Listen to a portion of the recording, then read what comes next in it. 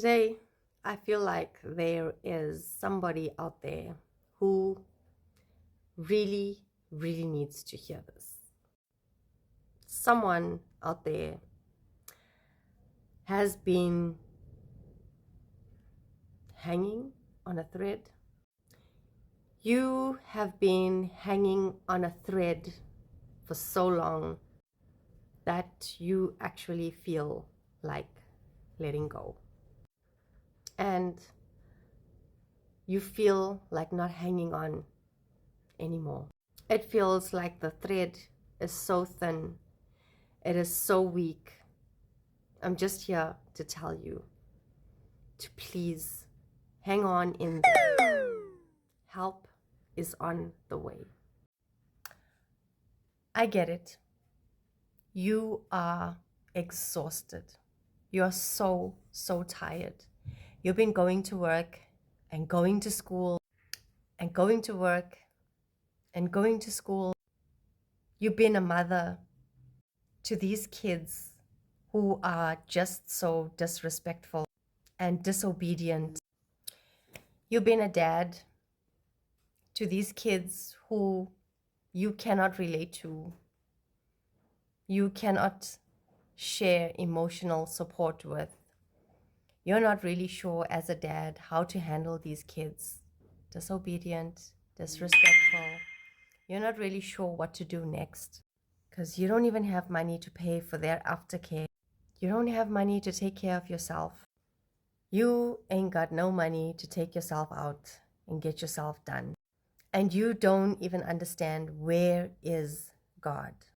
Where is this very same God that you have been praying to and that you have been having faith in to get you out of this?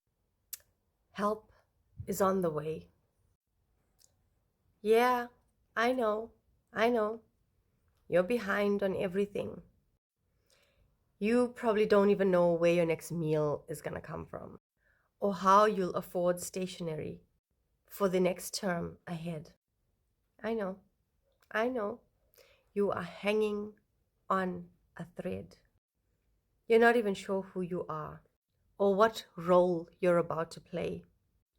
You have no idea what destiny has in store for you.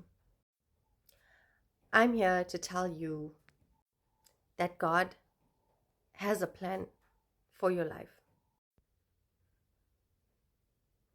That is all contingent on you surviving this very moment right here, right now. I don't actually need to know who I'm speaking to right now, but there is someone listening under the sound of my voice right now. You've been acting tough. You've been walking around with a smile on your face, and God knows you have been hanging by a thread. Your mind is blown. You are so stressed right now. Your nerves are in a frenzy. And you are wondering, can I do this? Can I pull this off? This right here, right now, is your message. I am here and I'm telling you that God has a plan for your life. I heard T.D. Jakes preach this many times, and I'm here to elaborate on that message, his divine message, a message that touched me personally because I could relate once upon a time. If you don't take those pills at night, you will shake all night. And if you do take them, you are more addicted than you ever were before. You are not even the kind of person to be strung out right now. But you are. And you're struggling. And I see you. And it looks embarrassing. And you feel like crap. And you feel like your house is on record. And everybody's looking at you. And everybody's named you Rahab. Hey, hang on in there. Your son cussed you out so bad the other night that you told him to leave and never set foot back in your house as long as he lives. But then there you are every night in your bedroom, crying your eyes out, wondering Is he okay? You get up each and every Sunday. You get dressed. You go to church because church comforts your wounds and it makes you feel better. And you can't even miss a service, because if you do, you'll fall to pieces because you are hanging by a thread. I want you to hear me, and I want you to know that this message is for you. Look, I know, there are a lot of us out here that don't understand and don't appreciate the biblical concepts.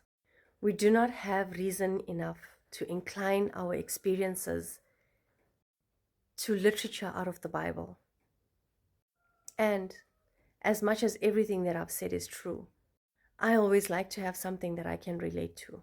And for me personally, there is no better way or reason to live by than to correspond my beliefs to what's in the Bible. And when I was at this point in my life, I remember that I could correspond it and I could correlate it to Psalms 27. I know and I'm aware that most of the scripture in Psalms, it relates to David, but this one is very specific. David was very young at the time. This was at a point in David's life where he was very young and his zeal for God was indescribable. So I'm going to read this for you. Please bear with me. The Lord is my light and my salvation. Whom shall I fear? The Lord is the strength of my life. Of whom shall I be afraid? When the wicked, even mine enemies and my foes, came upon me to eat up my flesh, they stumbled and fell. Though an host should encamp against me, my heart shall not fear.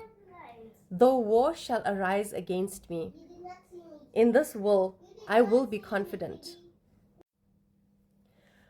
One thing have I desired of the Lord, that will I seek after,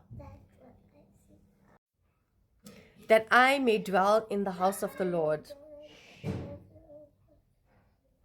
all the days of my life, to behold the beauty of the Lord, and to inquire in his temple.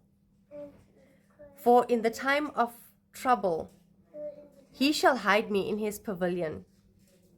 In the secret of his tabernacle shall he hide me.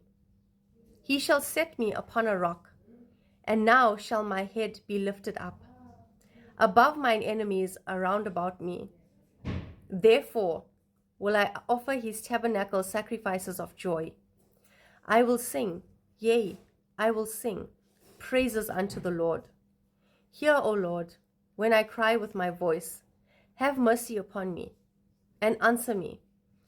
When thou saidest, seek ye my face, my heart said unto thee, thy face, Lord, will I seek. Hide not thy face far from me. Put not thy servant away in anger. Thou hast been my help.